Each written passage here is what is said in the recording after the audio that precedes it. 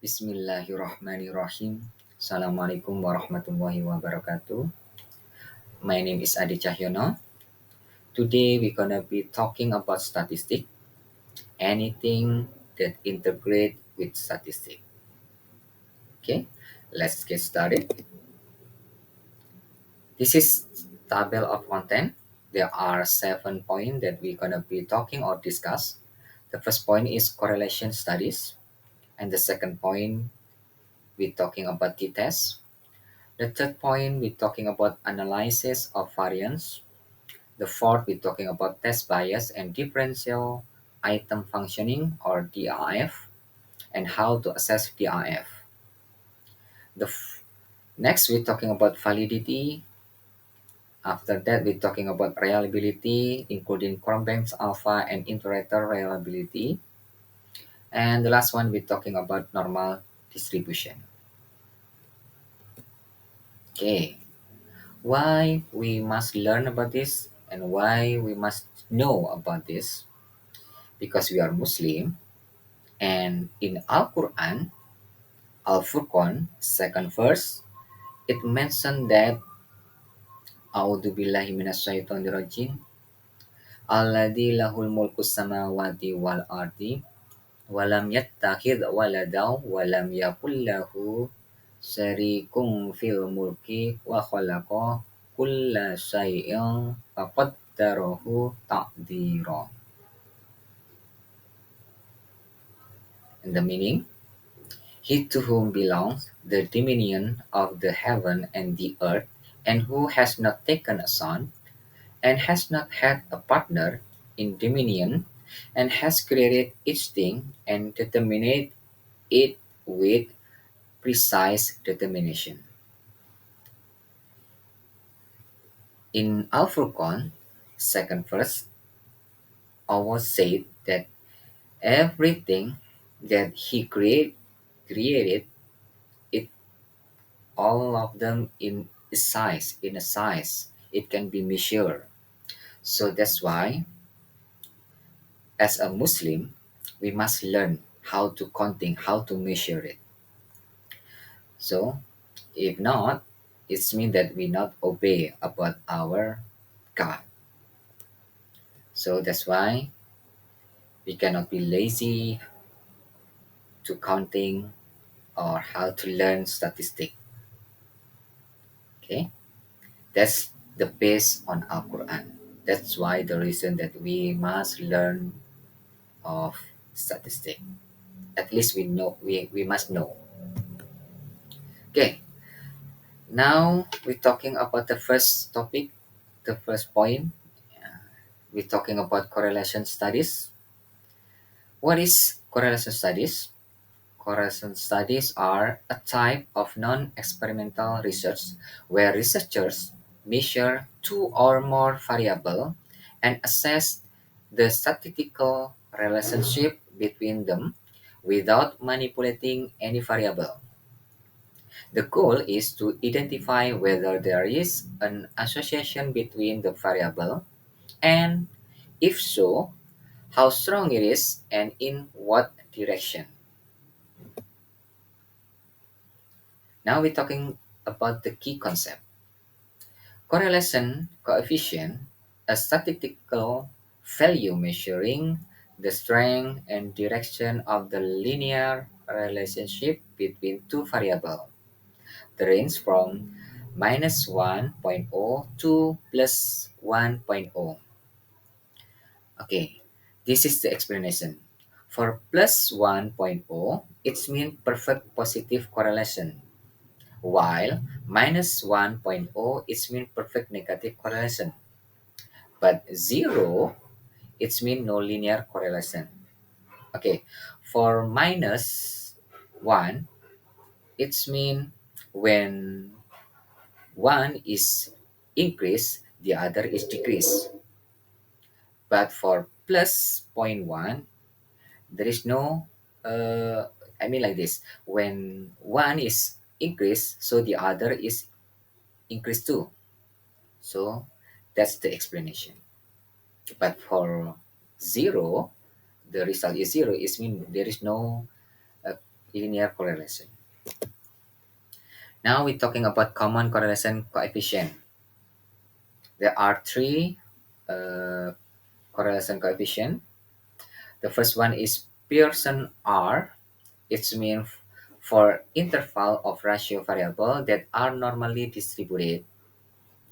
For Spearman rho, this is for ordinal variable or when Pearson assumptions are not met. And for the Candace, this is for non-parametric alternative to Spearman's, often for small sample. Now we're talking about application, advantages, and limitation. Okay, first thing first, we're talking about application. For correlation studies, it can be applied for stress or job performance. Okay, there is some correlation between stress and job performance. Okay, so it can be measured about correlation studies. And another example is hour of study and exam score. Okay, is that when we are study in long term, is there any significant or correlation with the score of examination? We can measure about this. And the last one, the example, income and education level. How correlation about the income of education level is that when we have a higher a highest I mean a highest level of education, we have a huge salary or income, so we can measure with this correlation studies. Now we're talking about the advantages of correlation studies. The first one, can study relationship that can be ethically manipulated. Example, abuse and child development. Okay, child development, it can be manipulated because a child is always growth. Okay, every week, every month, every year, a child is always grow. Yeah, we can measure it. And then so we cannot manipulate it bodies. And then another advantage is quick and efficient. Okay, with this method is very quick and efficient when we use it. And the last one is can be predictive. Okay, that's for the advantages. Now we're talking about the limitation. The first one is correlation is not equal with causation. Yeah, there is no sebab akibat. I give you a example, maybe like this. Uh, A, example, A is a person, right? Or a student. Is have A has bad mark because she is a girl. Okay, so I think there is no causation about it. There's no correlation about it. Okay, so it means correlation is not equal causation. And the another limitation is cannot determine cause effect relationship. Okay, and this is the reference I took from the expert book and for the journal also. Next, we're talking about t-test, and this is an second point. We're talking about t-test. What is the meaning of t-test? T-test is an inferential statistical test used to determine if there is a significant difference between the means of two groups. This test is very commonly used in research to compare the effect of an intervention or difference between natural groups. So, The test is applied into group. Researchers always using this. It's very, very common. Now we're talking about key concept and type of t-test. On the left side, we're talking about key concept. Uh, First one, null hypothesis or HO. It's mean no significant difference. And the second one, we're talking about alternative hypothesis or H1. It means significant difference exists. For p-value, if p less than alpha, example, the p-value is 0.05. It means the p is less than alpha, so it means rejects hypothesis. Okay, now move to the type of the t-test. Type of t-test, there are three in here. The first one is independent sample t-test between unrelated group, and the second one pair sample t-test within the same group, example pre-post test. And the last one is one sample t-test. This is a comparing sample mean to know population value. Now we move to application advantages and limitation. T-test can be applied comparing teaching method. Okay, so there are two group. The first one we teach this group we teaching with PBL maybe, and the second one we teach we using method PGBL. So we are trying to comparing with these two group. Next, the t-test can be applied by measuring therapy effect. And the last one, uh, the t-test we can be applied to weight change after a diet program. So we can make some compare before we doing diet program and after we doing diet program. So we can measure about it. We can measure it. Next, we're gonna be talking about the advantages. The first one, when we using t-test, the advantage is simplicity and easy to use.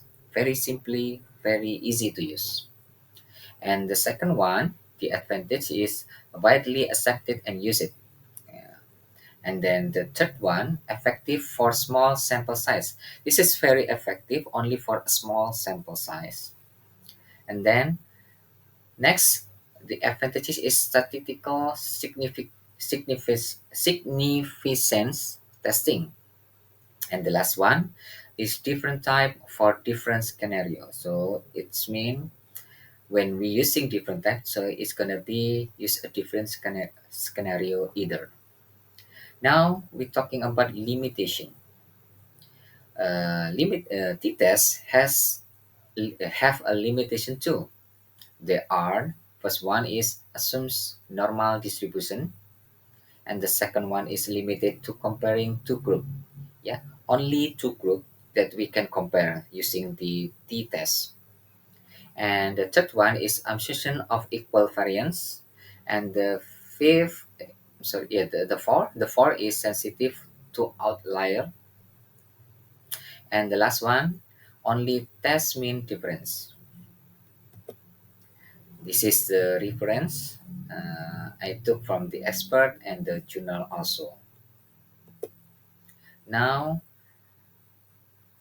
for the three point number three, I mean, we're talking about ANOVA. What is the meaning ANOVA?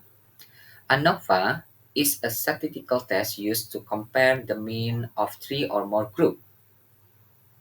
It is an extension of the t-test.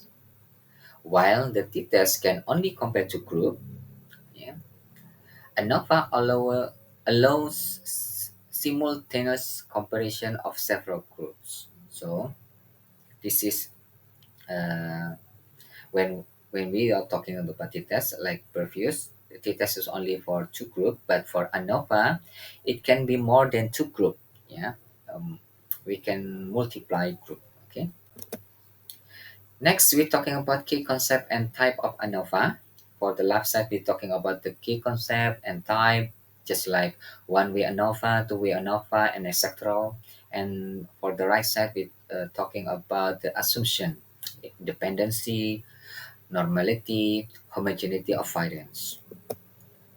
Now, we're talking about application, advantage, and limitation. ANOVA can be applied in comparing student performance from different teaching methods. For the test, we only using maybe two type of method, PBL and BGPL. But for ANOVA, we can use several group, but with different method, teaching method. Okay, more than two group. Okay, for another, ANOVA can be applied customer satisfaction across brand, because so many brands. So we can use this ANOVA. Okay.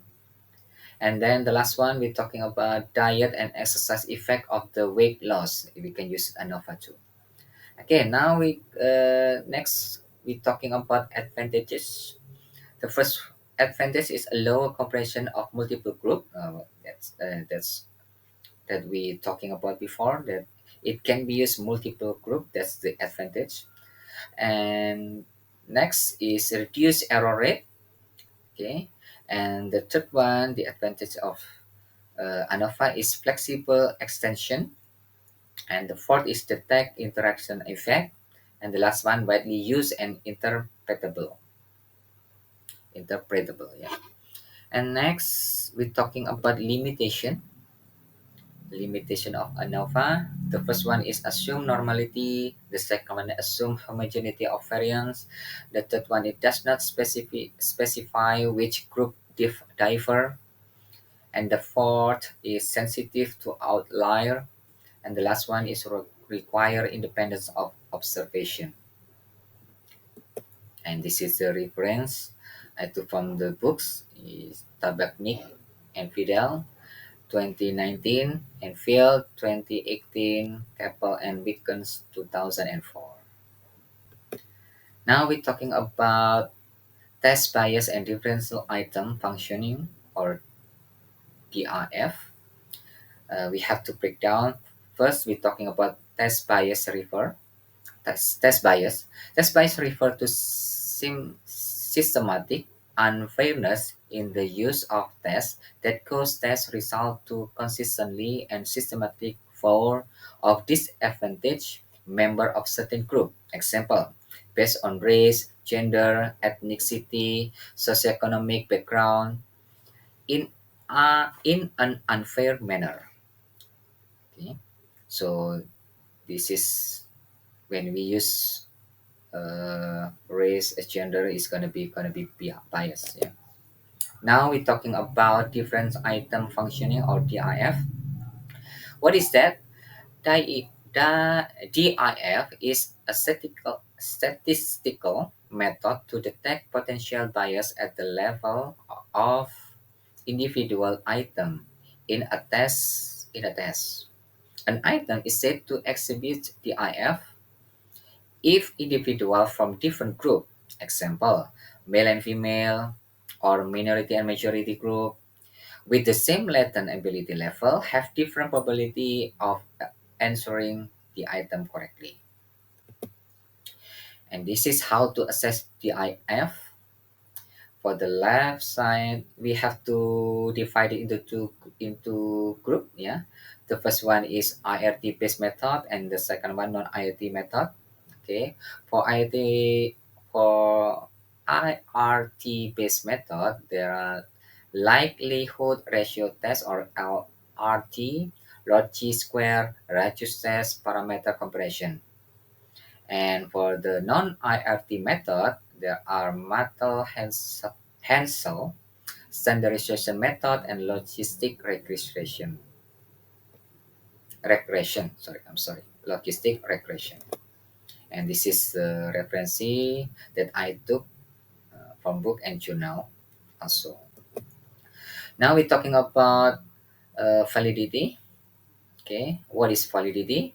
Validity refer to the degree to which evidence and theory support that interpretation of test score for purpose used to test. Uh, the meaning is I took from American Educational Research Association, APA and NCMA 2014. How to measure validity? Validity tells us how accurately a test measure what is the supposed to measure. Different type of validity require different method of measurement.